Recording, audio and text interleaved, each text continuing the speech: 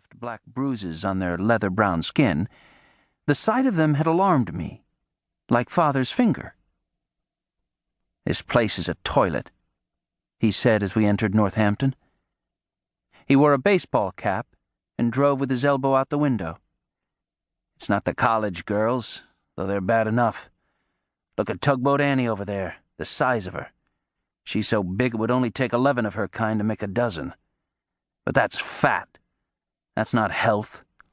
That's cheeseburgers." And he stuck his head out the window and hollered, "That's cheeseburgers."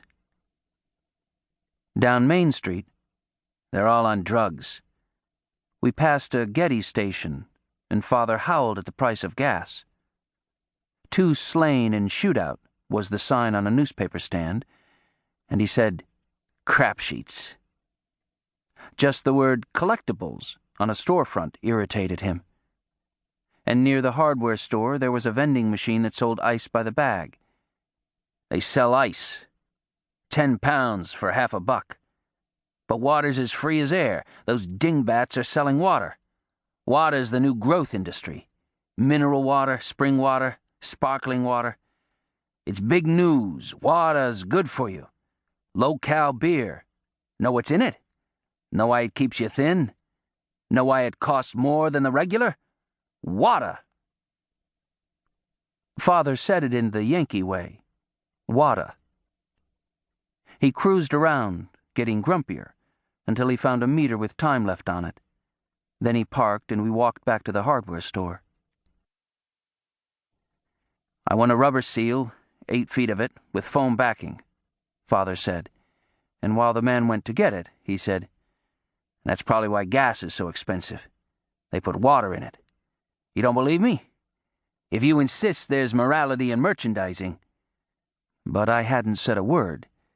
"Then maybe you'd like to explain why 2/3 of government-inspected meat has substantial amounts of cancer-inducing nitrates in it. And junk food, this is a proven fact, has no nutritional value whatsoever." The hardware clerk returned with a coil of rubber and handed it to Father, who examined it and gave it back. "Don't want it," he said. "That's what you asked for," the man said. Father made a pitying face. "What are you, working for the Japanese? If you don't want it, just say so." "I just said so, Jack. It's made in Japan. I don't want my hard-earned bucks turned into foreign exchange for the sons of Nippon.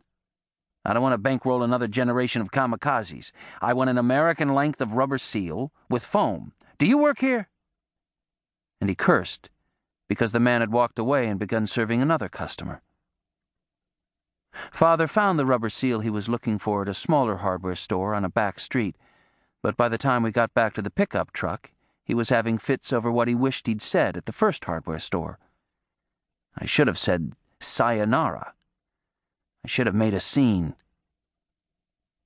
A policeman had his hands clasped over our parking meter, resting on it, with his chin on his fingers like a gold bricker leaning on a shovel handle.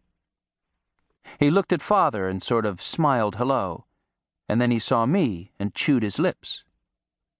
"Shouldn't he be in school?" "Sick," Father said without breaking his stride. The policeman followed Father to the door of the pickup and hooked his thumbs in his gun belt and said, "Hold on. Why isn't he in bed then? With a fungal infection?" The policeman lowered his head and stared at me across the seat. "Go on, Charlie. Show him. He doesn't believe me.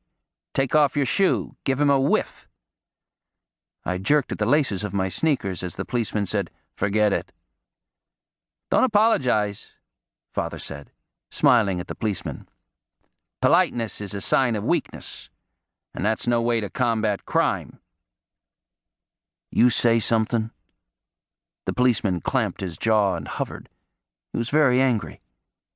He looked cautious and heavy. But Father was still smiling. I was thinking out loud. He said nothing more until we were back on the Hatfield Road. "Would you have really taken off your shoes and showed that cop your healthy toes?" "You asked me to," I said. "Right," he said. "What kind of country is